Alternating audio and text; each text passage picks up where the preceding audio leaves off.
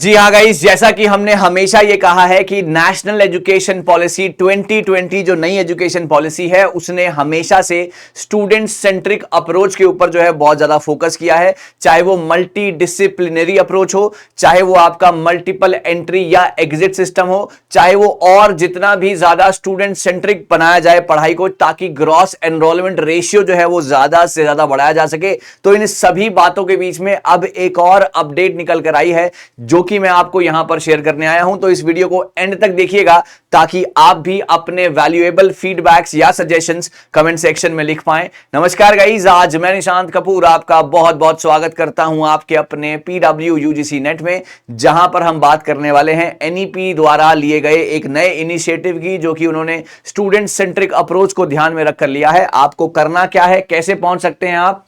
सबसे पहले आप लिखिए ugcnet.gov.in। आप इस वेबसाइट के ऊपर क्लिक करेंगे, ये वेबसाइट जो है यहां पर खुल जाएगी। इसका नोटिसेस के ऑप्शन में आप जब जाएंगे, सो नोटिसेस के ऑप्शन में ऑप्शन नंबर 5 पर जो है आपको ये नजर आएगा, और ये मैंने आपके लिए खोल के रखा हुआ है। यहां पर क्या है, multiple entry and exit system. अब सर ये क्या होता है?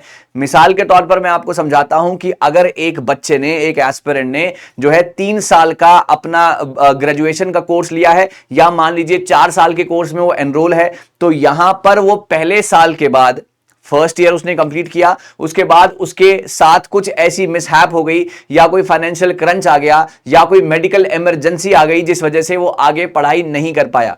लेकिन उसने फर्स्ट ईयर तो जरूर उसमें अपनी मेहनत की थी, उसने अपना योगदान जो है पहले साल में दिया था। तो पहले साल के बाद क्या उसे कोई सर्टिफिकेशन मिलना चाहिए, है ना? क्या उसे कोई सर्टिफिकेशन मिलना चाहिए? 2 साल के बाद उसे डिप्लोमा मिलना चाहिए, 3 साल के बाद उसे जो है एक प्रॉपर डिग्री मिलनी चाहिए। तो यहां पर जो है मल्टीपल एंट्री और एग्जिट के सिस्टम के ऊपर यहां पर बात की गई है, क्योंकि अगर एक बच्चा 12th के बाद अगर वो आता है फर्स्ट ईयर में और वो फर्स्ट ईयर क्लियर करके वहां से चला जाता है, तो यहां पर अभी तक वो 12th पास ही माना जाएगा। वो ऐसा नहीं है कि उसको फर्स्ट ईयर का कुछ भी उसको एक नया अवार्ड मिलेगा या कोई भी सर्टिफिकेट मिलेगा।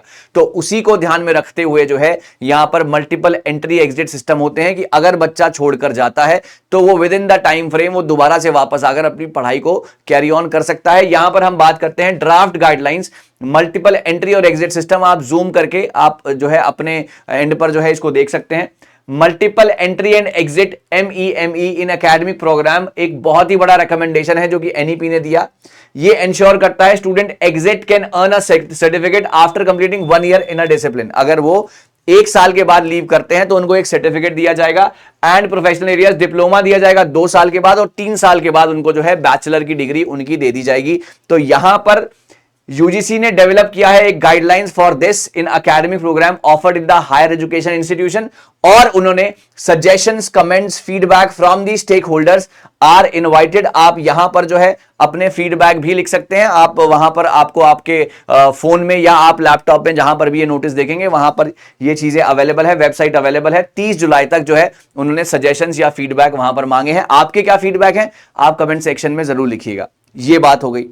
अब इसको हम थोड़ा सा बदल देते हैं। इसको बदलेंगे कैसे? इसको बदलेंगे ऐसे कि यहां पर कुछ और पूरा का पूरा ना ड्राफ्ट है। यहां पर प्रॉपर पूरा का पूरा ड्राफ्ट है। इसको आप ड्राफ्ट को जरूर रीड कीजिएगा, क्योंकि यहां पर कुछ ऐसे पॉइंट हैं जो कि आपको बताएंगे कि जो कि आपके एग्जाम में आपसे पूछे जा सकते हैं। कैसे?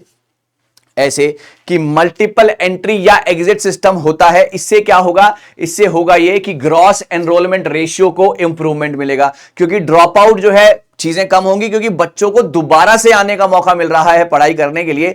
तो ग्रॉस एनरोलमेंट रेशियो में कहीं ना कहीं यहां पर सुधार देखा जा सकता है। और इसके अलावा यहां पर काफी सारी और भी चीजें हैं, जैसे कि for the master programme the higher education institution के पास फ्लेक्सिबिलिटी होनी चाहिए। क्या?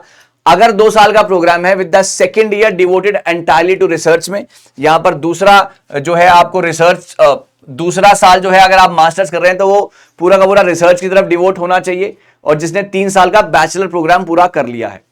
1 ईयर का master programme for students who have completed 4 years. अगर जिसने 3 साल का अपना बैचलर कर लिया है, 2 साल का वो मास्टर्स कर सकता है। जिसने 4 साल का बैचलर कर लिया है वो 1 साल का मास्टर्स कर सकता है। इंटीग्रेटेड 5 ईयर का प्लान भी है जहां पर मास्टर्स और बैचलर्स एक साथ की जा सकती है। तो ये सारी की सारी इंपॉर्टेंट चीजें हैं जो कि आपको पता होनी चाहिए। एक और इंपॉर्टेंट बात, requirements for institutions, the creditization process should be aligned with the अब यहां पर क्या क्या चीजों के साथ ये अलाइन किया गया है, नेशनल फ्रेमवर्क जैसे कि national credit framework NCRF, full form important है NCRF, national skill qualification framework, full form important है, national higher education qualification framework NHEQF, इसकी भी बहुत ज्यादा इंपॉर्टेंस है फुल फॉर्म की। और एक और पॉइंट में लिखा गया था HEI has a valid NAAC accreditation.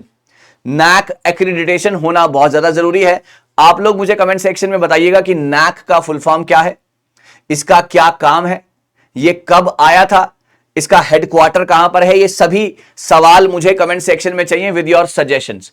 तो ये बहुत ही इंपॉर्टेंट एक जो है नोटिस आया है फ्रॉम द यूजीसी नेट, जो कि आपको पता होना चाहिए। इसको आप डिटेल में पढ़ सकते हैं, कोई भी डाउट या परेशानी है आप मेरे साथ साझा कर सकते हैं। इसके अलावा जितने भी लोग अभी तक टेलीग्राम पर नहीं जुड़े हैं वो लोग टेलीग्राम पर जुड़ सकते हैं, डिस्क्रिप्शन में लिंक है। आप टेलीग्राम के थ्रू आप हमारे साथ जुड़िए और अपनी राय, अपने सजेशंस, अपने फीडबैक्स आप हमारे साथ साझा कर सकते हैं। तो अभी की ब्रेकिंग न्यूज ये है कि बहुत ही शानदार एक और नया initiative by the NEP 2020 to be more student centric, ताकि स्टूडेंट्स को और ज्यादा बढ़ावा मिले पढ़ने के लिए और ग्रॉस एनरोलमेंट रेशियो को हम और ज्यादा इंप्रूव कर सकें ताकि चीजें बढ़ सकें। क्योंकि आपको याद होगा कोठारी कमीशन ने कहा था कि education is equal to national integration.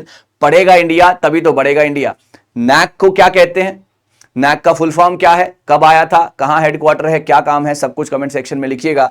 ऐसी अमेजिंग वीडियोस आगे भी आती रहेंगी। Thank you so very much guys, अपना ध्यान रखिए।